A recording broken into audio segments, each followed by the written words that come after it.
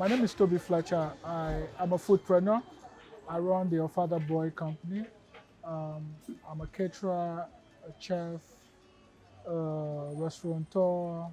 I'm just in the food space anyhow, everywhere, and.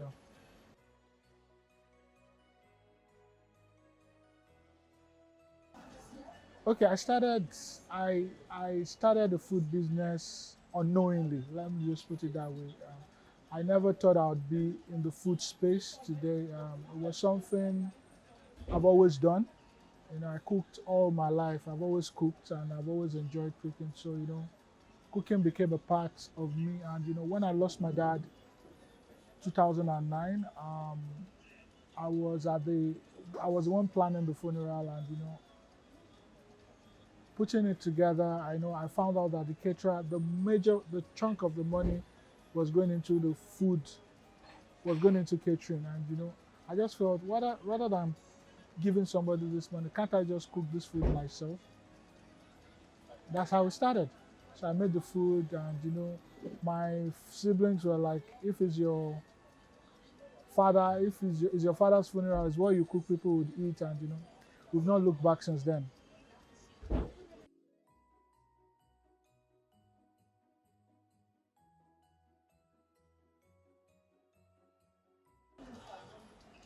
Yes, there's always been times I have friends that are doing great. Sometimes you just feel maybe if you had done something else, you'd have propelled a little more or gone a little farther. But the truth is, in anywhere, anything you're doing, you just need to be thankful, and you need to put yourself together. So I'm not I don't look back. All I do is look forward and look at how things can be better.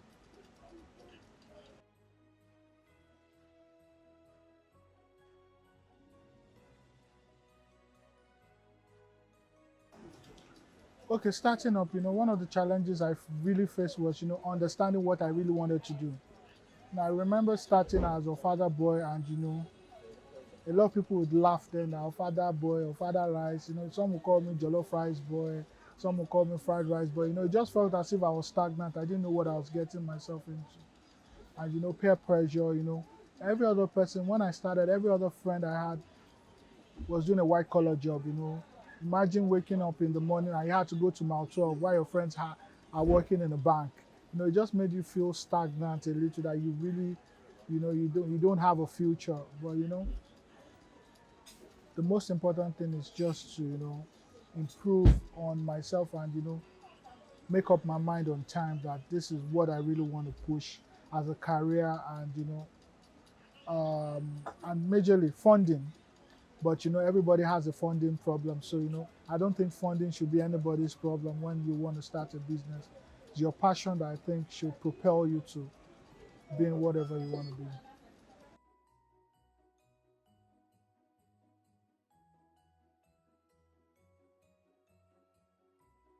Anytime I'm discouraged, when I'm discouraged, and and I need to encourage myself, sometimes I look up to God most times. And my wife, I just talk to my wife. We discuss the challenges, what's happening, what we need to do differently. And we just do things differently. And there's discouragement in everything. You can't just wake up one day and they tell you last month has caught your boss, something is up. There's always a story. But you need to look ahead of, you need to look further than whatever you're doing. I don't let things weigh me down. Sometimes I can get very emotional about things, but I just do my thing, and I live my life.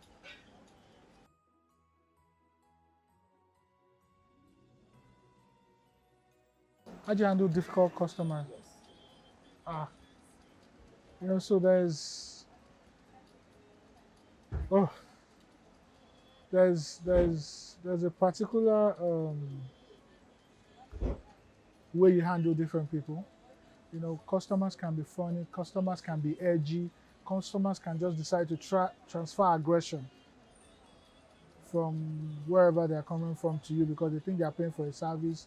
Not, they just want to, pass everything, all their hula baloo to you. But I think basically what you need to what I do is I try to understand who I'm dealing with from the first words, from the first utterances we have, or for the first conversations, for the first words we exchange. I try to understand the kind of person I'm dealing with, and we pick it up from there. You don't customers they say are always right, but Baba, sometimes you just need to create a balance so that you just you don't be lost in the conversation, because sometimes you're just talking about just water, and some people just want to go south. So, but understanding is the word. You need to understand who your customer is, and from there, I don't think you'd have a problem.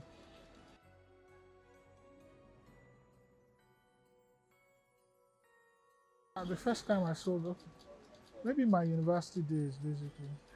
I won't say I sold, but I always cooked for my friends. So they send me to the market, and I make something out of at all. Because when I was in the uni, I didn't have a house, so I stayed with friends. So when I'm with you, the only role doing in that house is cooking.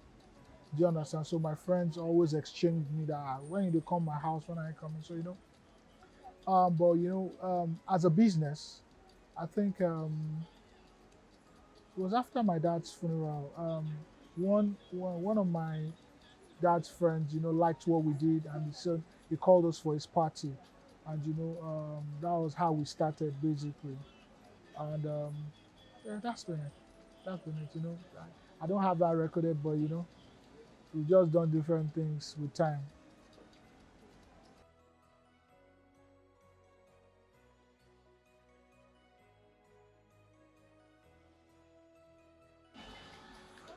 Bro, man, it just shows that no matter how little what you're doing, or no matter how small it is, just keep pushing. I've learned a lot. I've learned a lot, and a lot of people look at it as father rise or father, what is it doing?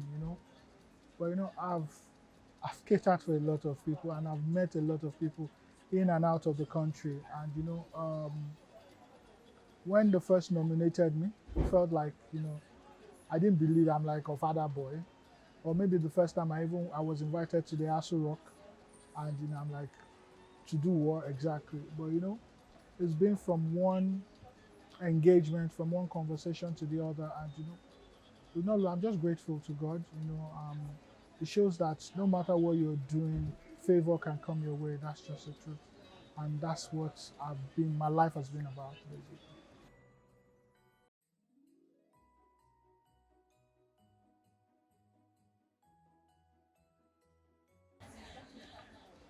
When things happen, sometimes you don't know how it happens. You just know that you understand that it's grace. And I remember starting here, and we didn't start like this. We started adding some elements to make it what I really it was almost impossible at the point interpreting what my inner mind, what was on my mind. But we kept pushing, we kept doing a whole lot. It was difficult in the beginning, trying to put a lot of things into place. We're strangers to our culture. A lot of things here shouldn't be what people should be, it shouldn't be ceremonial things. People come here and take calabash, for example, and they are taking pictures. Why would calabash be something that amazes you as an African, as a Nigerian? It's a part of our culture. But because we've been so diluted, a lot of these things have become ceremonial to us. And that's why I'm trying to reorientate people and make them know that your tradition is your identity, is who you really are. And that's why I try to inculcate all those things into the vibes of the restaurant. You know, you go to some places, and you even find it hard to understand that you're in Nigeria. You can never go to Mexico, for example, and if you go to Mexico, all you have to eat is a Mexican meal. Do you understand? It's a Mexican meal. You just have to eat their food. They would never bend their culture for you. But here, we are so diluted. All we want to do is to make Chinese, make this. Even the person making the Chinese has not been to China. The person that taught the person that is making the Chinese has never been to China. So it's just a diluted imagination of people. So so that's just it basically. That's just it.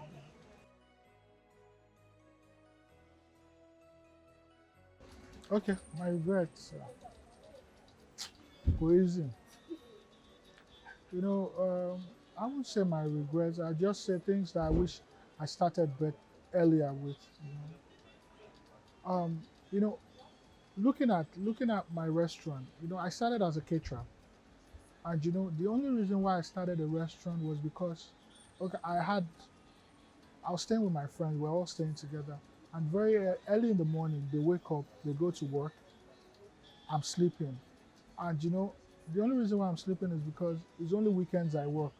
That's when you have a party. So Monday to Friday, I have nothing doing. So at the time, I felt empty. That this guy, before I know, I'm waking up by 9. Everywhere is empty. Everybody has gone to work. The ones looking for a job has gone for job hunting. So I just felt, where can I be going to? Where can I be going to every day? Make I just work at the commot house, just like everybody when they're having their bath. We are both fighting to use the bathroom. So that was how I started. I started my restaurant as an office for me to just be going to, so that I can have somewhere to go to, and look at how where we are today, and looking back at some things, life has just been, maybe I don't know, life has just been there. I take things one at a time. So I don't no regrets. I'm just grateful basically. Okay. So what do we see of Father Boy in the next 5 years? The good thing is our Father Boy is Nigerian McDonald's.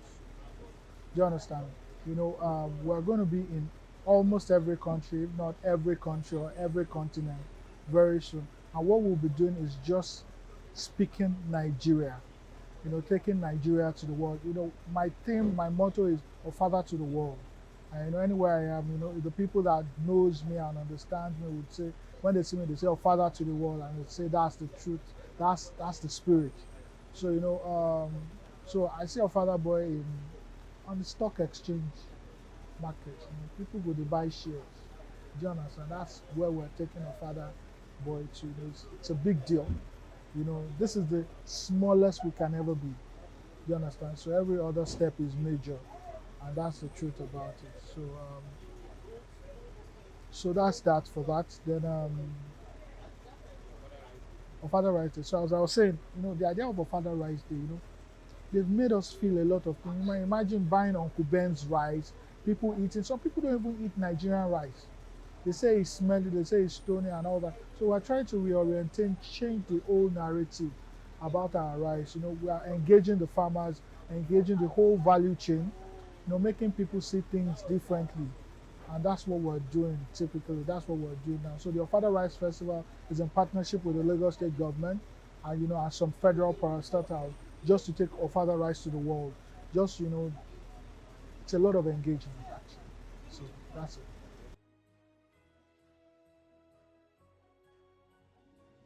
Okay, the advice I have for upcoming entrepreneurs is the truth. You need to take one step at a time. A lot of people want to jump. They want to jump the hurdle. They want to think, and a lot of people don't understand the rudiments of the business they want to start. A lot of people start their business on Instagram. They don't even understand the basics of it. Do you understand? So you need to really understand what you're going into, pray about it, sleep on it, understand it, then experiment it. Don't just jump into it with all your finances and your stock. Take a step at a time. Really understand, because even the environment where is not encouraging. Nigeria as a whole, it has its own setbacks. So you need to be extremely pushy to to achieve what you want to do, and with God on your side, nothing is impossible. Thank you very much. Thank you for your time. Thank you. We know you're a very busy person, and thank you for sitting us, granting us this And most importantly, when I was in secondary school, I used to come to City of David. So I had friends, they used to dance, they called them COD then. They used to Latun Day. Then the City of David was in Lagoon restaurant. Funke Bokno now was the team's leader or whatever it was then. So anytime I come there, I came there a couple of times, but one of the first few times I came, I always stood up as a first timer because what they used to give us then was tasty fried chicken. So the first time I came, first timer, I stood up. They gave me the nylon. All I just needed then was 100 naira, 50 naira to CMS or 30 naira or something to CMS. Then Barbie Checo Hotel or something. Then I walk the rest. So 100 naira. So 30-20, 30-20 back. I'll stand up. They'll give me nylon, tasty fried chicken. I'll take it. They'll give me, say, come next week. Can you come? I'll give them like 3 weeks. I'll go again. First time I'll stand up again. Say, this tasty, I don't want jam. So, I did like 3 times. So one day I just stood up. And that day, I hungry pass. I stand up like this. Funke Bokno just look my face. Say, what you road you? No restroom. I dey go restroom. Because I thought you said you. I know I've seen you before. But no restroom. So since that day, I disappeared. But City of David is family. Thank you.